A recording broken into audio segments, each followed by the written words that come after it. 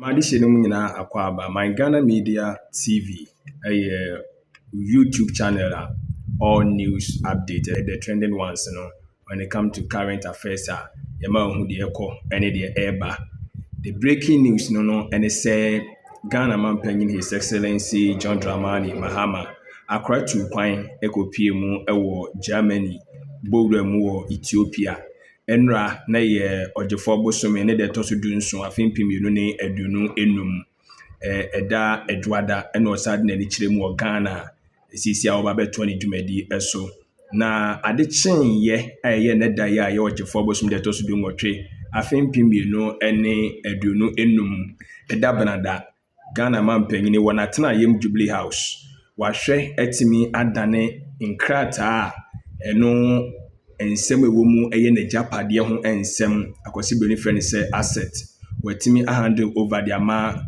ɛyɛ Auditor-General sɛdeɛ Ghana amamra no ahyehyɛ no pɛpɛɛpɛ na kyerɛ sɛ ɛyɛ nikasɛm ɔpanyin no ansa na ɔba bɛdi mampanyin ɔka kyerɛ Ghanafoɔ sɛ na mambo mu deɛ ɔbɛhwɛ sɛ nkonta a ɛmu da wɔ kɔngyen bɛkɔ so nti na wɔsɛ odi ne bɔhyɛ so na otimi nso ma yehu n'agyapadeɛ a ɔwɔ wabere yɛde Ghana ahyɛ ne nsase mampanyini wɔgyina ɛyɛ saa kwanya wei so ahyɛ wɔnom a wapa wɔn ma ɔno mu bɛbu ɔman no nyinaa sɛ obia wɔ akwanya fiti saa bɛkɔsi March bosom de ɛtɔ so 31st March ɛwɔ sɛ na appointees ne nyinaa obi atimi de kra na set obi bia mamra no hyɛ ne bia sɛ ɛwɔ sɛ ɔmo yɛhunu n'agyapadeɛ mu no ɛwɔ sɛ ɔman no ehunu mu sɛ ɛnyɛ saa deɛ a ɛne onipa kɔ na kyerɛ so ntimi ne wo ɛnyɛ adwuma ebiem nti ɛno nso so ɛyɛ kɔkɔbɔ nsɛm a wɔde ama ɛyɛ wɔnom a wapa wɔn mo no mu ɛba bɛbu ɔman na soafoɔ titiriw nti ɛno nso so ɛyɛ nsɛm a wɔde tu adwa na yɛbɛmo ahwɛ sɛdeɛ dwumadie no nyinaa si bi ɛkɔɔyɛ ɛwɔ Jubilee House ne mmɛma ɔremfi sɛ ɔbɛ subscribe to my Ghana Media TV for all your news updates.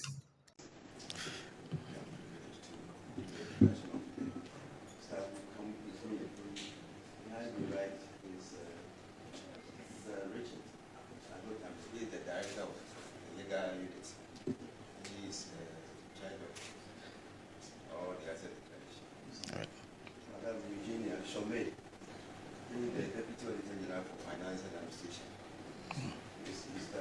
Lawrence Ayagiba, who is the Deputy Auditor-General for Performance and Special Audit. And my name is John Akuamoah Asiedu. I'm the Auditor-General. All right, thank you very much. We've also been joined by Dr. Callistus Mahama, Secretary to the President, and Mrs. Joyce Bawa-Muktari, Senior Presidential Advisor and Special Aide to His Excellency the President. At this stage, I will call on the Auditor-General to receive the completed forms from His Excellency the President.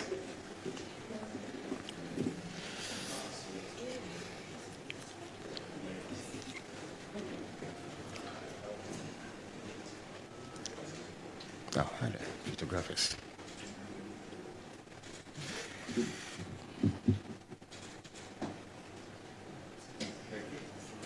Thank you very much, Mr. President and Mr. Auditor-General. I now have the singular honor of inviting His Excellency the President to make a few remarks on why this ceremony is taking place. Thank you.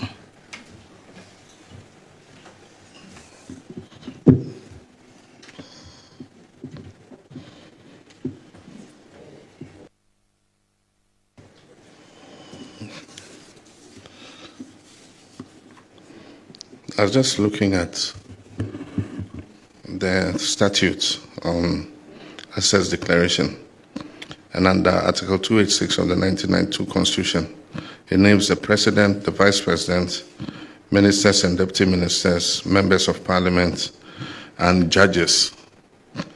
And then again under Act 550, Public Office Holders Declaration of Assets, it includes public officers, including those in the civil service, public corporations, and statutory boards. Then it also includes chief executives of all public corporations. It includes district chief executives, and then members of the Council of State. There are many people in public office who do not know that they are covered under this assets declaration regime. And so, Auditor-General, there must be a reminder to all these people that they are covered under the assets declaration regime. And so I have presented mine this morning, and let me make a few remarks. Senior government officials present, the Auditor-General and staff of your department, we're very happy to have you here this morning at the presidency, friends of the media. I've just performed a simple but brief, very important act of presenting my completed assets declaration forms to the Auditor-General as required by Article 286 of the 1992 Constitution and the Public Office Holders Declaration of Assets and Disqualifications Act 1998, Act 550.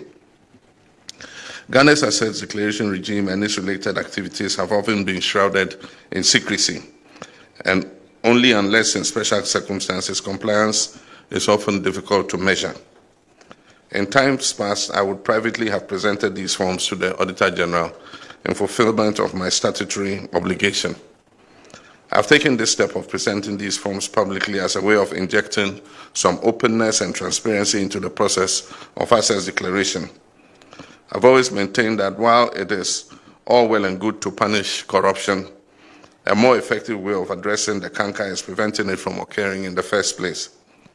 I honestly believe that if properly curated and enforced, the assets declaration process can become a sustainable tool for tackling corruption. Corruption by nature is insidious and thrives under the cover of darkness. The more light that is shone on it, the more likely that it will be fought successfully. I've also taken this step to send an unmistakable signal to all public office holders, especially those that I have appointed, that I take the declaration of assets very seriously and expect full compliance from them. I've asked the Chief of Staff to send word to all appointees to ensure that they declare their assets by the end of the first quarter of this year, that is by 31st March 2025. I wish to stress that any appointee failing to meet this deadline would face severe sanctions, not excluding removal from office.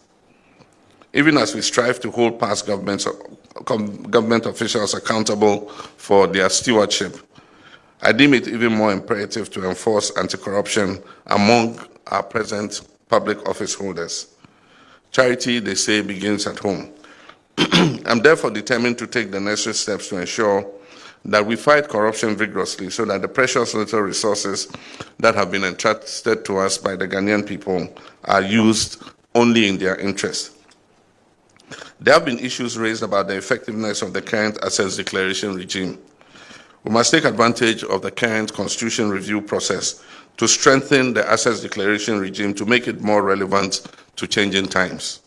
I believe that we must move to a regime where the assets so declared can be published before and after public office, so that the phenomenon of unexplained and overnight wealth, obviously earned through the proceeds of corruption, can be checked.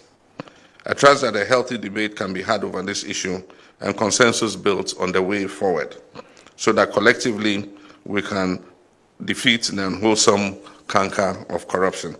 I thank you for your kind attention. Thank you. I've been joined by Dr. Mahama, Secretary to the President, and Mrs. Joyce Bawamutari, Senior Presidential Advisor and Special Aide to His Excellency the President. At this stage, I will call on the Auditor-General to receive the completed forms from His Excellency the President.